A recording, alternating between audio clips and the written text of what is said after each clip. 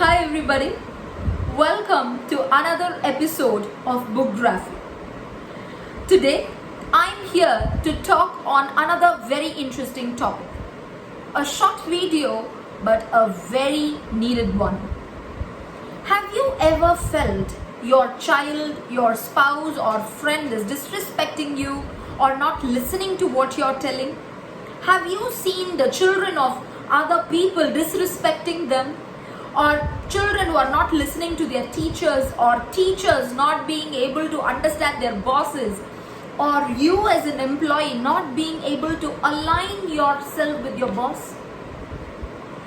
That is what I'm going to answer today. I'm here to talk to you about value systems.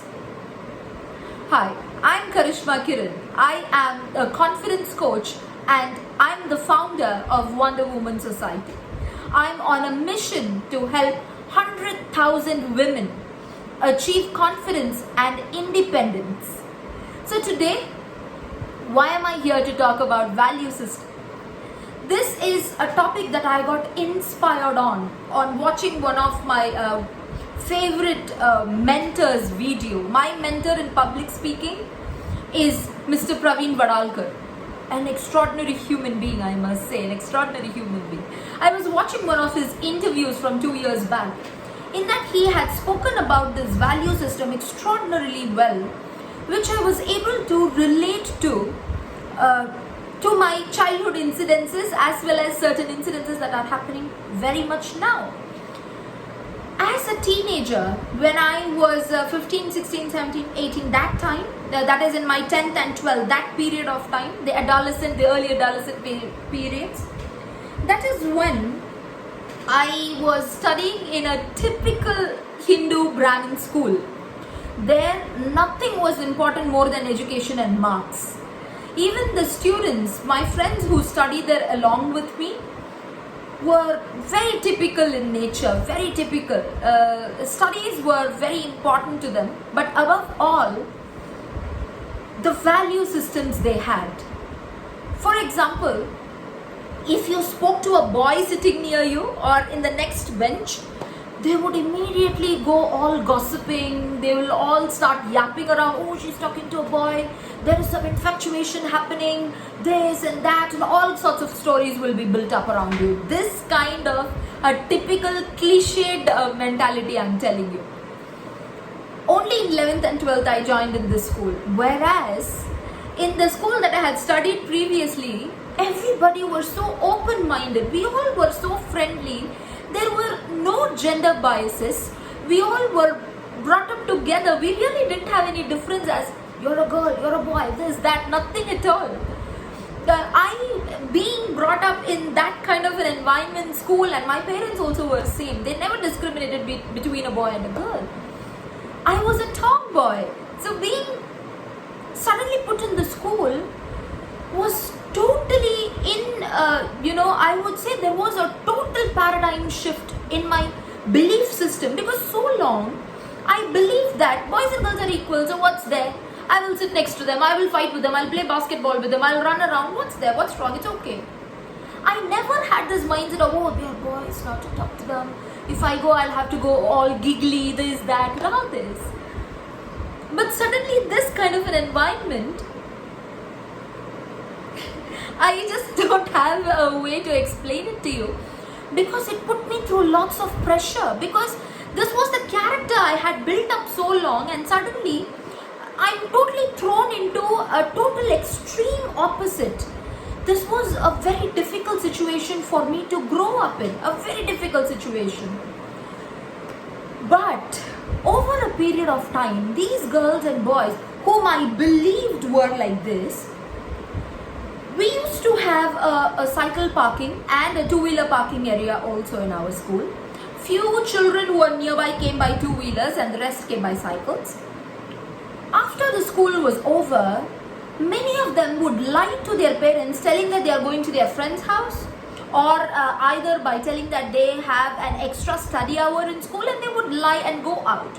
Or they would hide behind a big tree or bushes and talk to their friends. There was no truth, there was no transparency between those lost children and their parents. The parent was trying to give a lot of values, the teachers, the parents, the elders specifically. When they are around a teenager, they feel that there is a big importance to give values to the younger ones, and it can be any sort of values, like not to talk to a boy, do not cross your legs, do not laugh loud, sit straight, all sorts of values. Don't raise your voice and talk, don't shout, don't yell. But the question is not these values that they are preaching. The question is, in front of the child, are they really following those values? See, I'm not a parent to any child. I'm not even married yet. But I was once a child. I was once a daughter. I still am a daughter.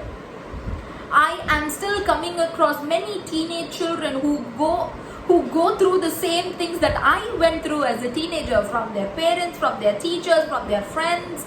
Friends' parents, that's the funny part. Even your friends' parents will start advising you. See, value systems. Yes, value systems are beliefs that you have so strongly within you. And value systems are not something that someone can learn just by preaching. I cannot say, be punctual every single day, don't shout and talk, don't yell, sit straight, don't cross over your legs, do not talk to a boy, study all the time, education is important, this, that, blah, blah, blah. But value systems are only imbibed, are only taken into when a person who shows extreme congruence, yes, between their value systems, their thoughts, their actions, and their speech. There has to be extreme congruence. Everything has to be linear. What they talk, what they speak, what they do, everything has to be in a linear place. Only then, when I look at you and the values that you speak, they say, talk the walk. Yes, it means be the person that you are preaching others to be. Because people do not, have you ever listened to your parent or elders when they say, don't talk, do this, do that? You might have listened, you might have done it. But how far will you be able to do it? You didn't do it actually. To be very precise, you would have obeyed out of fear.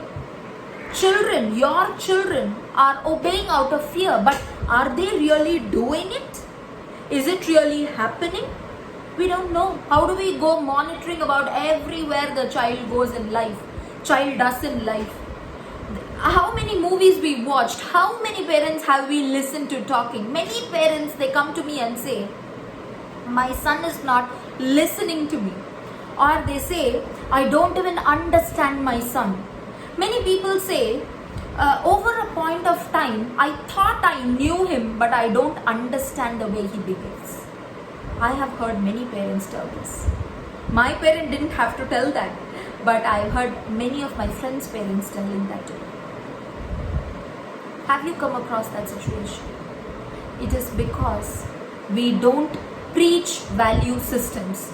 A person will never learn a value system. They imbibe in it. They soak the value system like a sponge. And that sponge has to be in the water to soak that water.